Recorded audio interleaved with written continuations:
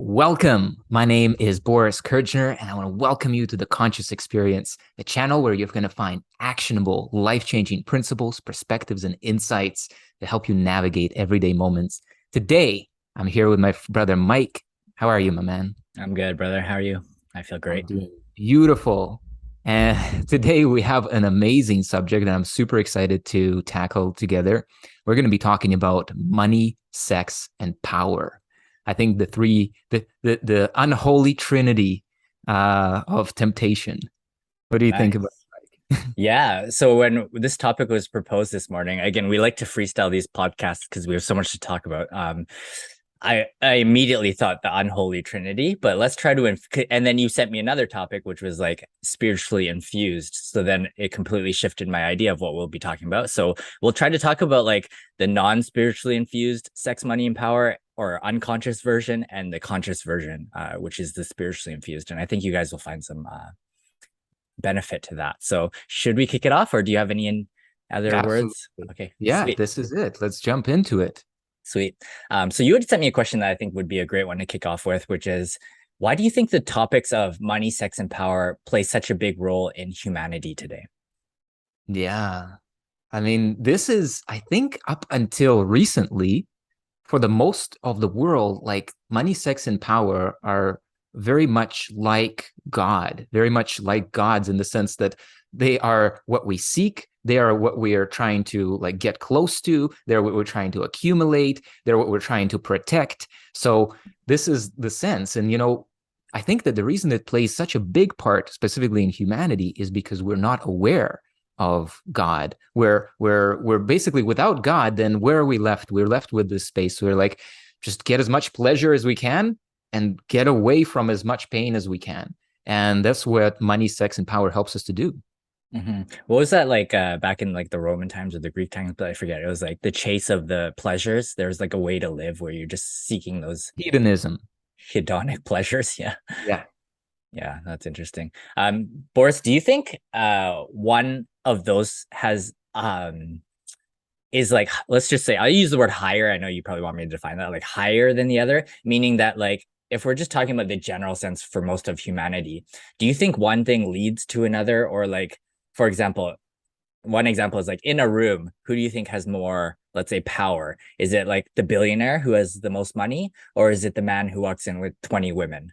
You Mhm. know what I mean? So like, yeah, Or is it the president of a yes. company or a country, right?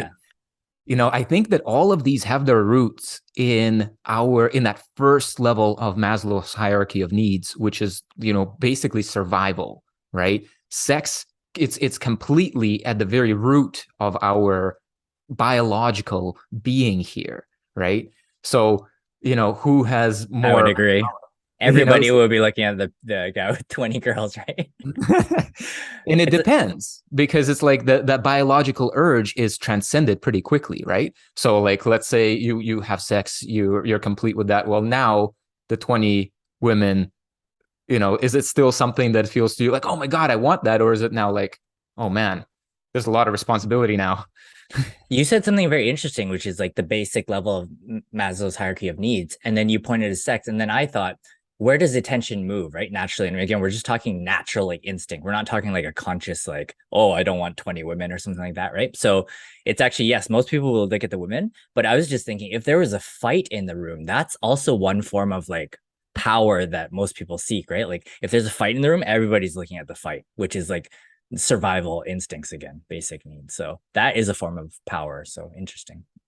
Yeah, very much so. I mean, I've noticed that. I mean, I remember walking down the streets. It was in Amsterdam. For whatever reason, there was a fight breaking out in like one of the restaurants or something outside, and it's just like so wild how like it captures everybody's attention and everybody's like, but in my experience I was like, let's keep walking, let's keep walking. Let's get the heck out of here. Let's do something um, infused with love or something. Yeah.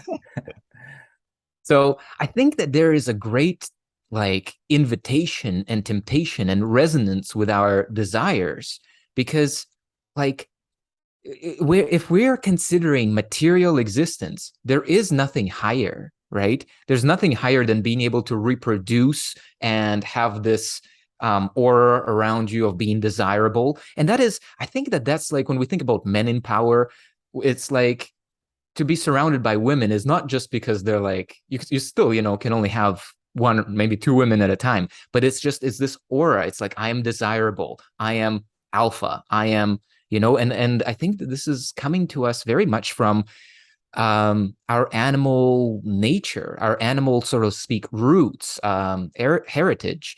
And so as we move now into this more and more civilized kind of like animal, we're still bringing with us all of those same values, the values of like status and how I'm perceived.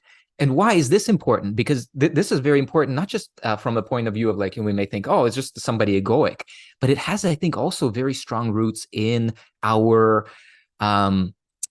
in our more tribal consciousness. Like, if we are not seen a particular way, then we will be, cast down in the tribe or cast out even. So there's this very much this like innate animalistic kind of space of like, I need to show power. I need to show power because then I'm going to get respect. Then I'm going to get love. Then I'm going to get, but we don't understand. This is not love. It's not real respect. It is, in as much as animals can give you respect. Why would a dog, for example, or like, let's say a wolf respect you?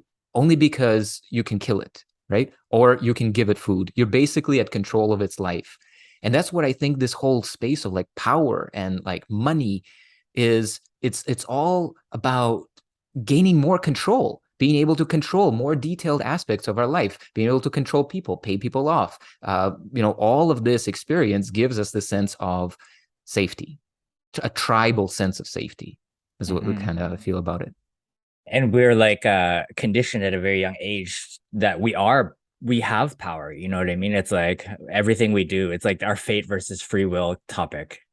Since a young age, we were told that we have to take control of things. And I think that's why we seek power, because with that kind of false sense of control, you can kind of manipulate reality. And I think for most people, and again, generally speaking, you can throw hate at me all you want, but this is, I think, what I think male and female, like for the most population use. So I feel like women primarily use sex to attract money and power.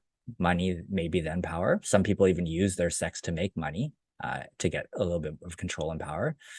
Not saying men don't do that, and then men would more so try to make money or hunt or gather or hunt, sorry, for that, to get sex for the reason of power. So it feels like it kind of all leads to power. I mean, power out of those two is really the non-materialistic thing.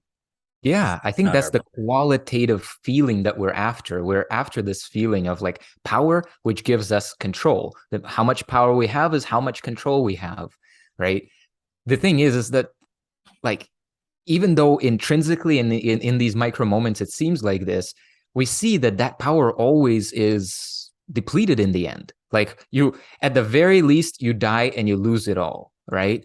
But in even a more micro sense, it's like, there's a really beautiful passage from Tao Te Ching that basically says like the different levels of leadership. And they say, a leader that is that nobody even knows that he's leading, this is the greatest leader. A leader who is loved is second grade. A leader who is feared is third grade. And the worst of all is a leader who is despised. And so it's like we are creating this experience where it's like we have this kind of attractor field, and we keep on trying to add things to us. This is another part of this fall for power, is we think that there's something we can add or something we can remove that is going to intrinsically make us better somehow, alleviate suffering, create more bliss, happiness, etc. We do this all only because we assume that it's all coming from the outside in. And that's where, control and attracting and all of that really has its basis, is that intrinsically it's based in the sense of lack and unwholeness, that we don't look at that, but we just look at the fact, like, what can I accumulate? And look at me then with all my money. How could I be powerless? Look at all my money. It's interesting. I'm just trying to think, if you were to teach your your baby again, we played this question last time about let's start with this, what sex looks like in its like normal unconscious form, the seeking. Maybe let's start there. So Yeah. what will the child experience in their life with sex in the unconscious way?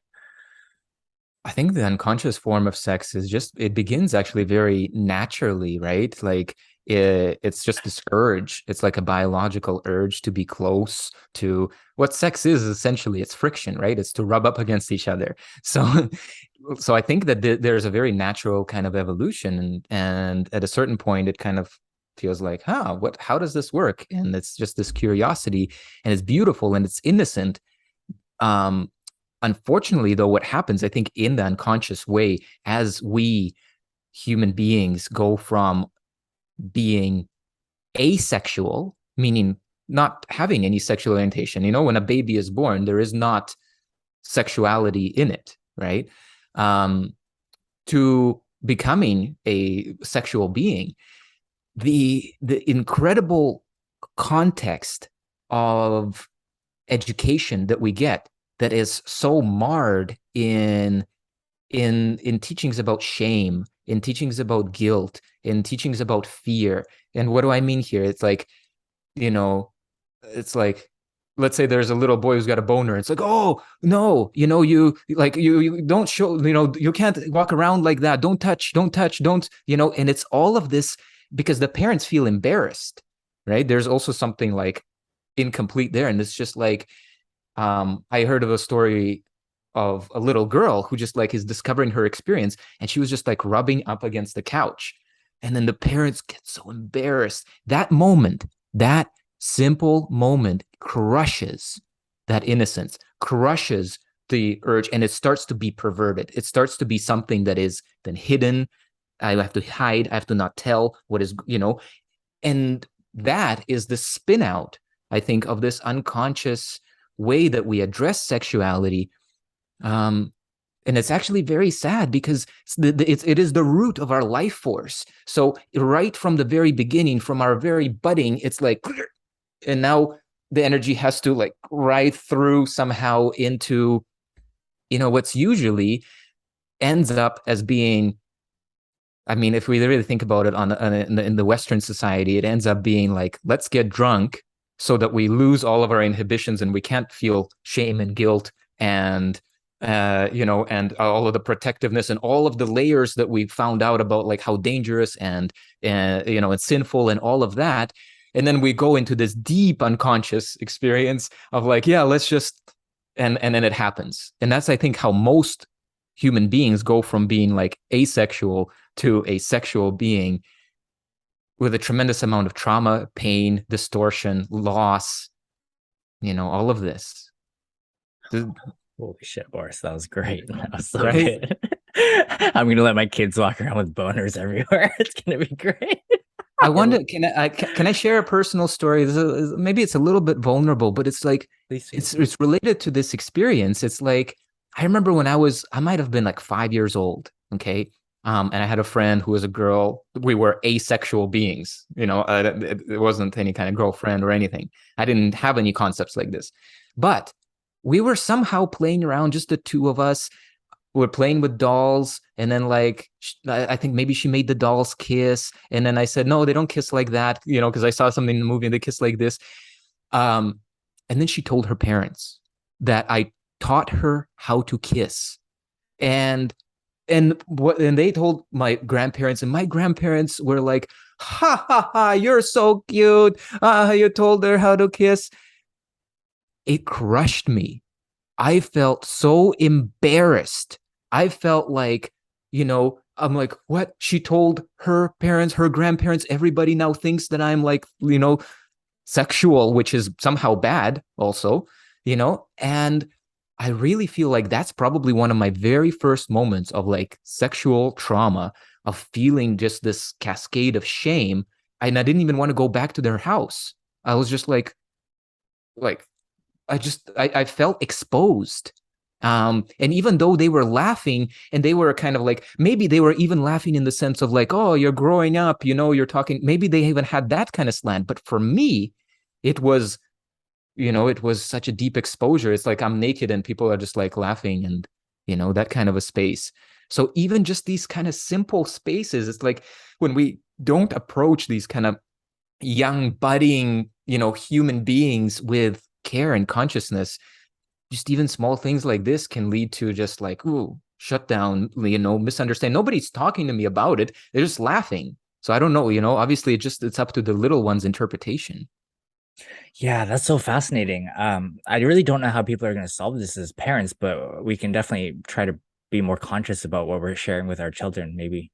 Yeah, that was an amazing share, Boris. I just want to thank you for that. Um, my question to you was, I've had a similar experience, like when I went to the pool. It's not a similar experience with kissing, but it's like sexual shame. I went to the pool when I was a kid, maybe like 5 to 8 years old. I don't remember. And all my friends came, and I looked down, and I'm wearing Speedos because from Asia, I guess, and most of Europe, they wear Speedos, and everybody else is wearing shorts. And I felt so like embarrassed. I was like, Mom, what do you give me? And that was like one of my first experiences of like shame. Now, my question to you is, you probably weren't conscious when you picked up the reason why you felt shameful and guilt, right? Like it was probably ingrained in you so early. Just like I don't remember the first experience of my parents like telling me that wearing less was like somehow shameful. You know what I mean? I think it is rather the lack of this conversation. Mm. The basic space, like, I mean, once some of the themes that I remember is like watching a movie with my parents, right? And then there's some kind of sex scene or some kind of sensual scene, maybe kissing, maybe something, and they would close my eyes. Mm-hmm. They would say, don't look now. I mean, what is that teaching me? Like, why?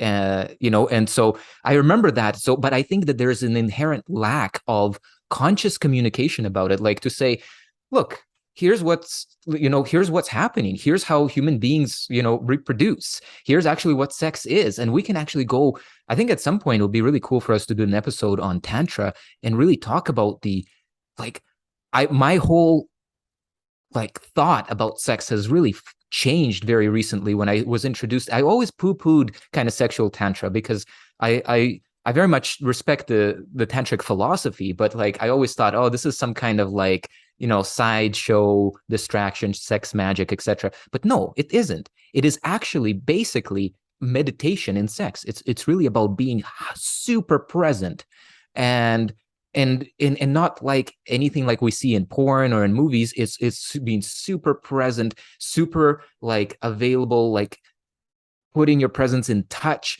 moving super slow. It's a completely different game. Non-judging the moment. It's like Yeah, not working towards an end goal. You're right. It's exactly. pretty cool. Yeah. All of that. And it's like it turned my like conversation about sex and just even understanding upside down, because I'm like, holy crap, it's not any different from any moment. If you bring, basically the whole thing is like you're riding the edge of the now moment together. And the beautiful thing about doing it together in sex is that it feels so pleasurable. It's just there's pleasure and you're almost like meditating on pleasure.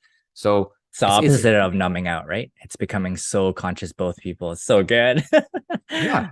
Yeah. Yeah. It is. It's very different. So, but instead of any conversation about connection, like love, what it is to be in a sexual experience together, there is no communication. There is censorship, and then what is left is like this little 5-year-old mind or whatever starts to try to figure out, what does this mean? Oh, I shouldn't look, or or you're leaving the entire sphere, which can be so difficult to navigate, especially in this world where there's so much pasted onto it, and it's so commercialized and it's so demonized, in religion, in marketing, it's commercialized. And it's like, unless we speak some kind of wisdom from a place of clarity to our children, then it's like you're saying, okay, you 5-year-old mind, you just navigate this minefield of,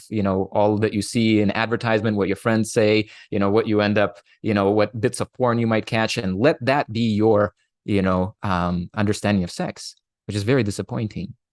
Yeah, awesome. I think we did a great job in covering sex. So from unconscious to conscious, and again, we can do a whole episode on conscious, like sex and neo tantra, and yeah, it'd be great.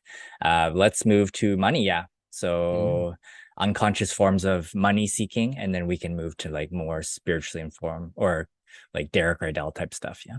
Yeah. So basically with money, it's very similar. It's like it all starts in our childhood. Like we have a money story in our family, basically. This money story we adopt.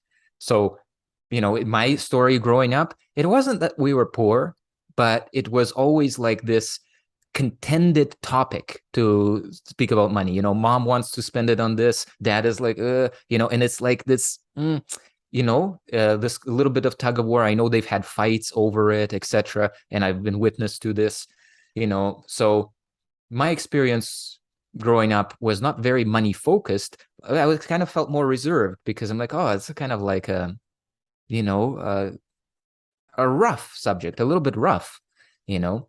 And there's also some kind of like, I remember sometimes a sense of embarrassment about receiving money. Maybe not necessarily embarrassment, but it's kind of like, oh no, no, like no, don't, that's too much, or when I would even get like birthday gifts or something like this. And I think that that's also basically learned by me looking up at my parents, and then they're like interacting, and somebody gives them gifts, and they're like, oh no, no, you shouldn't have, don't do that, no, no. I don't know, but we basically have this reverse polarity here too. And the reverse polarity is the giving and receiving polarity. So we come from a sense of lack and we try to fill it with things. So we are always in the polarity of getting. We're always in this sense of like, okay, if I have this much money, then I'll be able to have this, or to have this, to have this. And it's no problem to have all of these things. It's just that we are missing the actual, like, I would say, universal principle behind money. Because if we really say, okay, what is money? Money is exchange of energy, right? It's like it's currency, similar to the current in a wire, like electrical current. So it's currency that runs the world, it runs our activities, runs our interactions. So like now it looks like this, but it can look like anything. It used to look like pebbles, and shells and different things. So this reverse polarity leads us to this sense of accumulation, this sense of not enough, and there's actually never a point where it is enough. I think for most people, this is the other part of unconscious relationship to money. There isn't any finish line. Once I read this book that was called How to Win the Money Game. And it was very illuminating, and it's slightly different. So it's kind of going into the conscious, because it's going to be talking there about like us uncovering our fears, because so many of our fears are also rooted in money.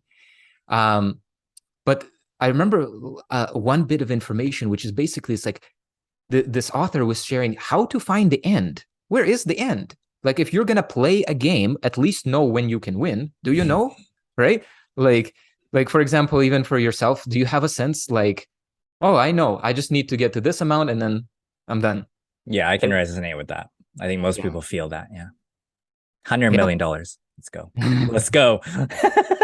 But yeah, seeing it Let's as a go. game, a never ending game. Well, it doesn't have to be never ending. Like, if you're enjoying it, great. But for most people, they actually don't enjoy. Uh, like, if we really think about how most people make money, like it's all in the sitcoms, it's in the music, it's in the songs, and it's all basically like, yeah, I make my money so that I can, do something else. It's like, it's a hard day's work, and it's like, there's so much of this. Like, if we even think about Friends, right, which is such a massive sitcom, all of them are broke. They're all broke. They all don't have enough. They're all like, like basically like jumping between jobs. This is this unconscious paradigm of money and finances and wealth and all of this. And I think, again, it really comes from this misunderstanding. We are here as intrinsic aspects of the universe, as cells in the body. Like in Christian, they say, body of Christ. We are all members of the body of Christ. You have a function. We have something that it wants to come through you. So the whole experience is not one so much of getting, but one of giving. And it's like when we have this sense, actually, I have something valuable in me, and I get this opportunity to give in this world that which I love to give because I have an infinite amount of it. So when we're in that space, we go into this alignment of polarity, and it's just so happens, like, for example, there's this beautiful essay called 1000 True Fans. You heard about this one? Yeah. Basically, it's saying we are in such a point in the world right now that there's at least 1000 people who are deeply interested in what your specific craft and passion is.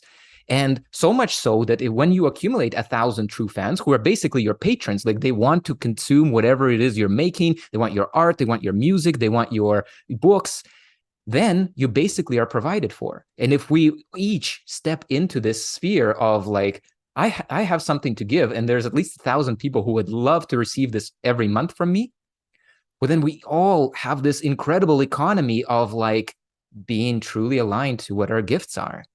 Right. And I think this is now like kind of switching over to that more conscious approach to the subject. Again, amazing, Boris. This is so good. Yeah, I love it so much. And even if you are the most boring person in the world, which a lot of people feel inadequate, like they don't have that value, like their life is scarce, like money is scarce, the most boring person in the world will have at least 1000 people watching them. So just take that and run with it.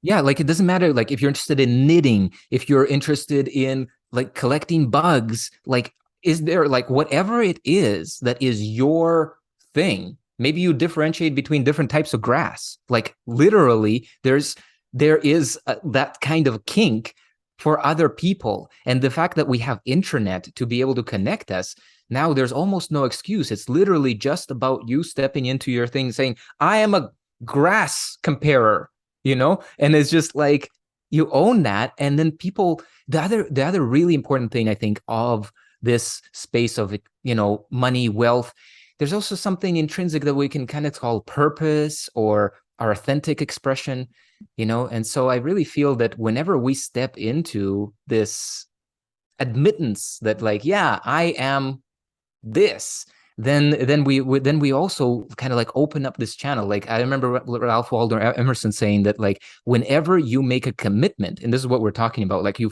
like, this is it, I'm going to commit to this, the entire universe conspires to support you in that commitment, in that unfolding.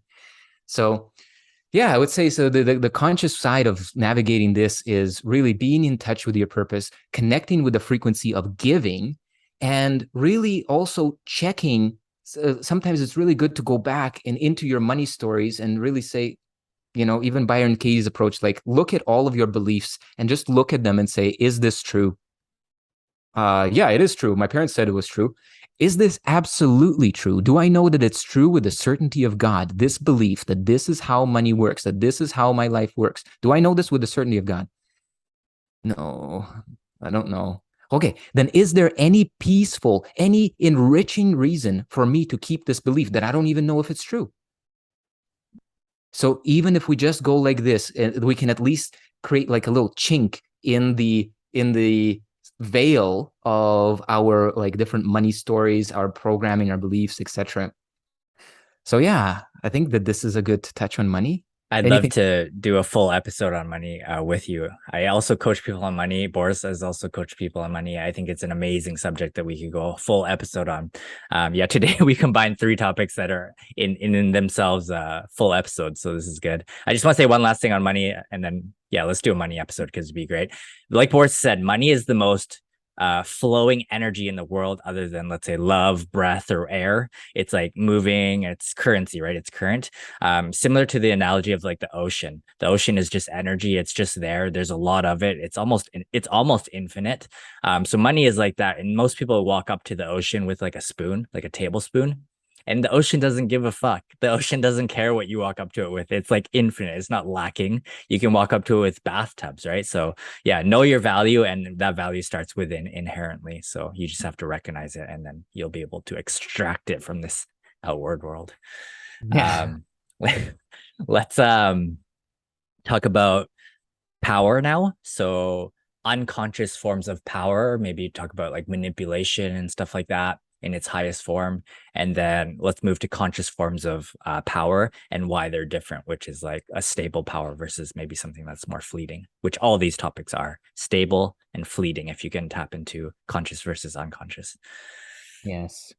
Yeah. So I think that the conversation of power really at the root of this entire episode, like we mentioned in the beginning, power comes into human consciousness and into our experience only under one condition.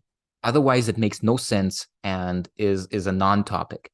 And that condition is something that we believe is a reality, and that is separation, is that we are all separate, independent centers of power that can take from another, that can give to another. Basically, we have this hierarchy, right? Kings, these priests, different things. So traditionally, we have this hierarchies of power, and then we started to add in the spiritual hierarchies, where we say, this god or this saint or this kind of thing, and we're basically have this multitude, this pantheon of powers. And in the world of multiple powers, you have only one chance, and that is to raise your power. If you are the one on the bottom, well, you know what your fate is. Like, you just have what you have, and you are kind of like this. You get the bottom scraps, so to speak. Okay.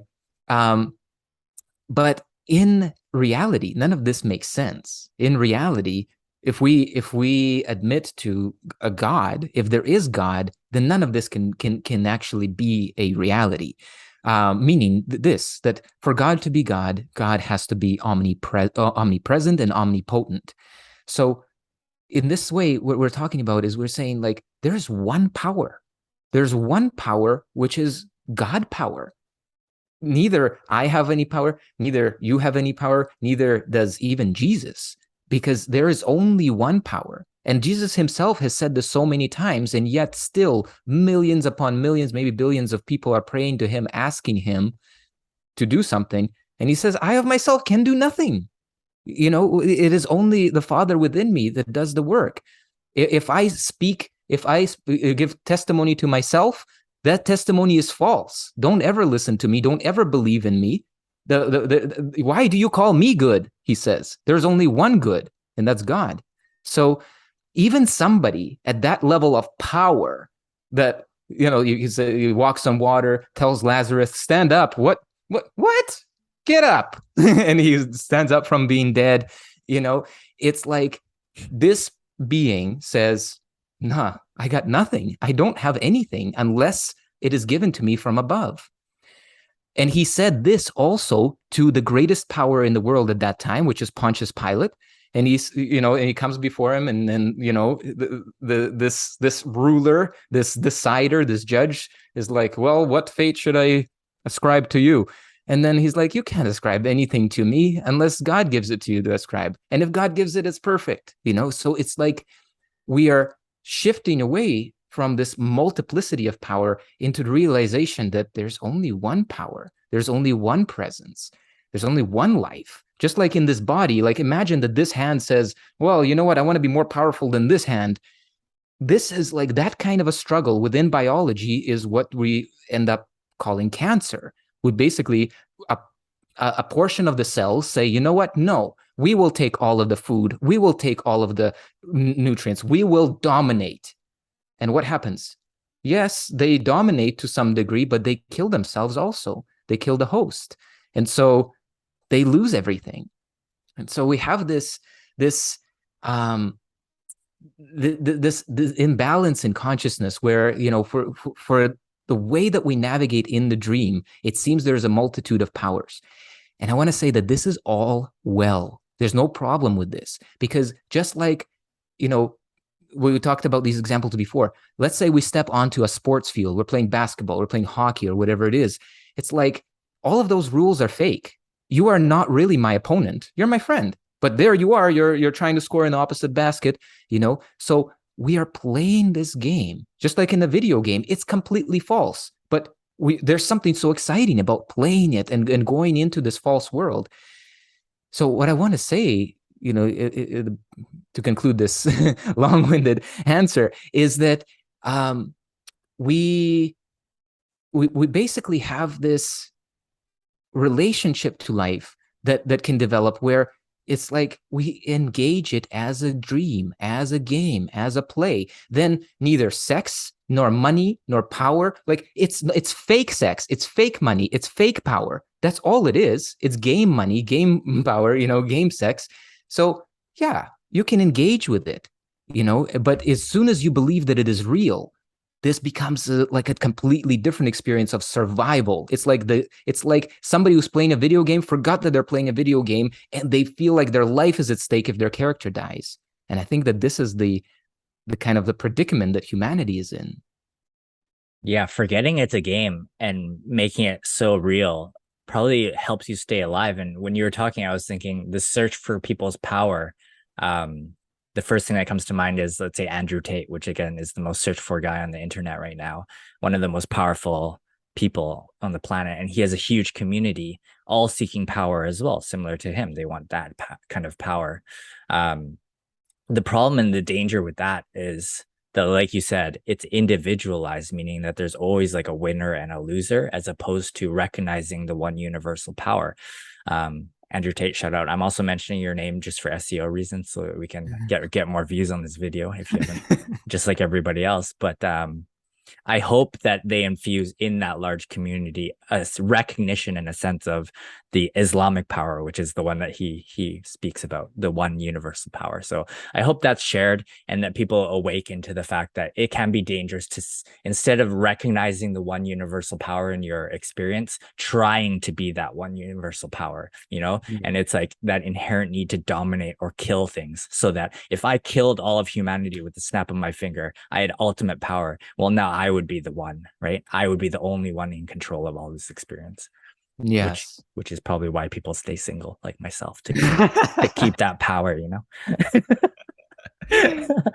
But we also, I think it's really important to like admit also there's stages, like, because this is a dream, because this is a game, like in truth, there is no becoming. The whole idea of becoming more powerful is the idea that should set off your spiritual alarms and say, this is false, because God is not becoming more powerful, and God is not using his power on anything, because there is nothing else.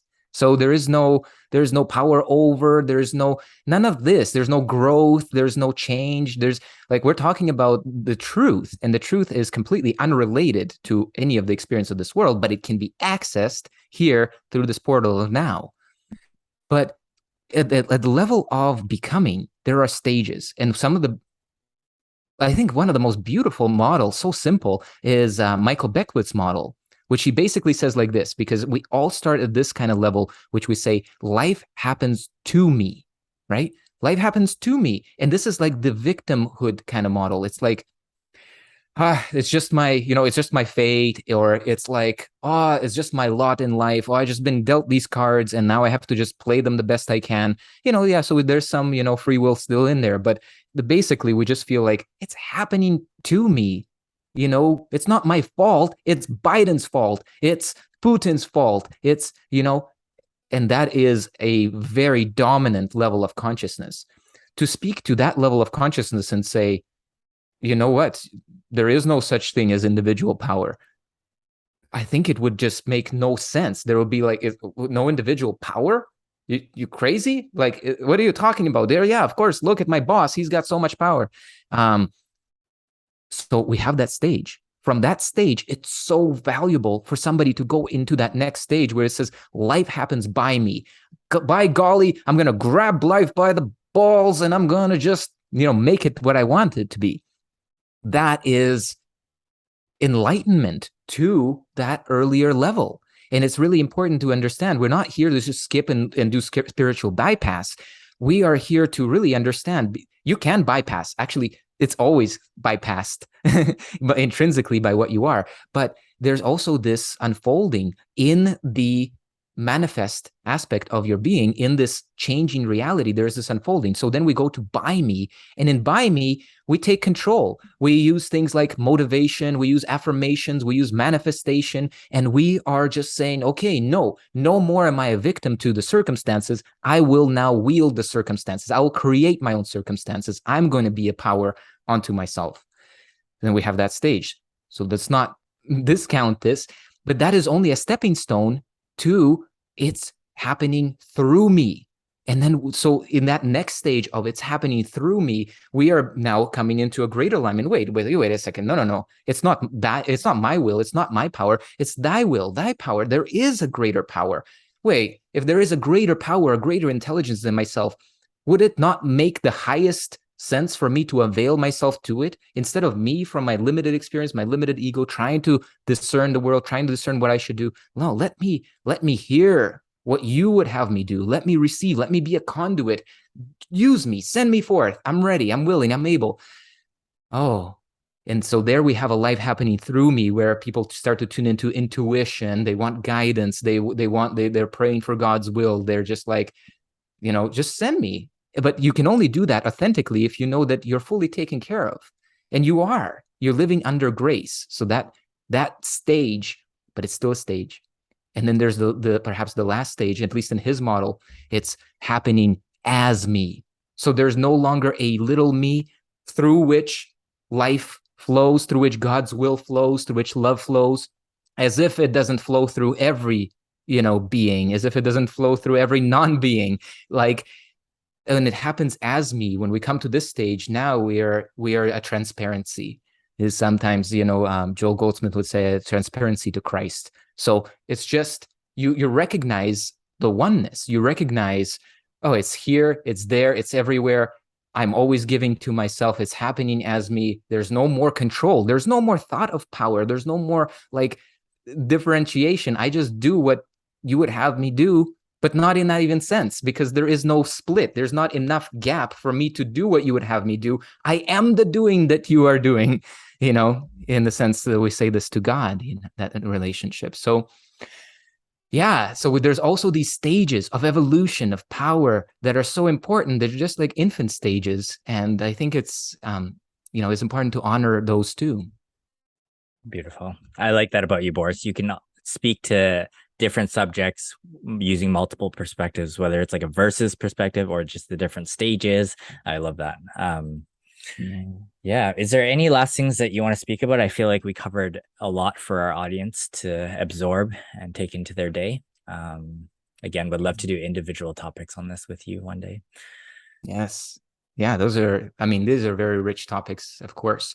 I would just say that, like, let's kind of finish with this little exploration. Like, why did the sages and gurus of old and even of present warn their students to avoid sex, money, and power?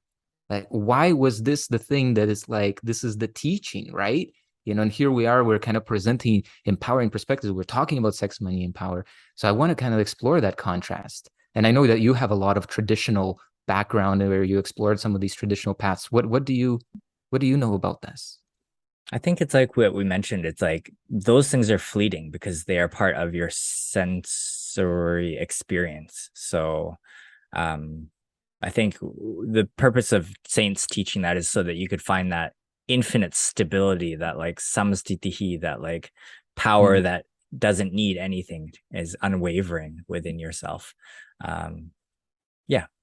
What do you think? Yeah, it's kind of like, it's basically like a it's like a control. It's like an experiment. It's like you have the controlled environment where it's like you're not distracted by these temptations. So instead of you like wrestling with this temptation, there's so many funny jokes about like basically like the prostitute who looks at the priest and she's like, oh, he's so holy, I wish I was more holy than him. And the priest looks at the prostitute and he's like, oh, she's so this, but then he can't get her out of his mind, and he's like, oh, so it's like we basically, yeah, we have this, we have desire, right? And it's like we're trying to, I think what the teachers of old are trying to do is they're trying to say, okay, let's create an environment where instead of you wrestling with your desire and trying to not desire, let's say we axe it out. It's not available. You're not allowed. If you want to be my student, in no way are you allowed to touch women, money, or power again.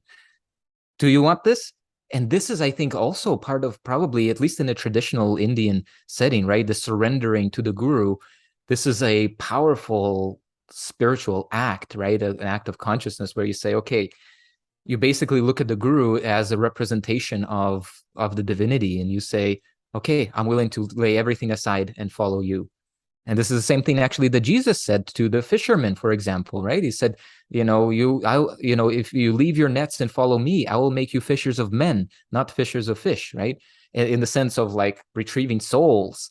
So we're talking about this, this kind of like, maybe it's also a time-bound kind of environment where like you get to find your, you get to find the absolute, right? But many teachers, and I think in aspirants, there's also like this, it's in many songs, it's in poems. One of the songs is like, have you ever heard the song, first there is a mountain, then there is no mountain, and then there is? No. No? But you see the stages, right, of the spiritual journey. It's like, first there is a mountain, which is basically like my consciousness of materiality. Yeah, there's a mountain, there I am, and then there is no mountain. We go into non-duality and we realize, no, the mountain myself is one thing. There's no separation. But then you come down, so to speak, from the mountaintop and you're back in the marketplace, and you are basically saying, well, now there is, but now there is now you see it as a game. Now you see it as a dream. Now you see it as Leela. And now it no longer has this grasp on you, and you can walk through fire, you can walk through temptation, and it doesn't touch you because you're not of this world anymore, right? And so perhaps there is, this, again, descent back down. In Buddhism, they call it re-entering the stream, basically. Yeah. And then you come down with this greater awareness, with this illumination, but now you can move through each one of these subjects and not be fallen in them. And perhaps through your example, through your presence, you also basically lead others through it to see, oh, look, it's like, there's a way to be with all of these without attachment or aversion. I'll say it like this. We should do an episode on gurus and fake gurus. Feels like everybody's a guru, and the fake gurus are that temptation. Maybe it starts very like innocent and pure, and once they realize that they have now power, oh God, that temptation, horrible. Yeah, I love that. Yeah, beautiful. I think that's good. Hopefully you guys enjoyed this episode. Thank you guys again for your time and energy. And Boris is getting better and better, man. You're getting some amazing flow states that, again, we'll be chopping up. We have a guy chopping these up for you guys. So in the next week or so, we'll be releasing shorts. So hopefully you guys enjoy those. Beautiful. Well, I want to thank you so much. And if you have questions, if you have comments, if you have suggestions for new topics, please go ahead and drop them down in the comment section below. Hit the like and subscribe button. Let's rip up the algorithm and let's get out to even more people and really build a community around really living life consciously, approaching our experiences consciously, and seeing the freedom, the beauty, the bliss, the grace that we discover there. Beautiful. And we're going to do episodes on heartbreak too. We're going to go into like a lot of amazing things too. All right. Thank you guys so much. Take care. God bless. Bye. Bye.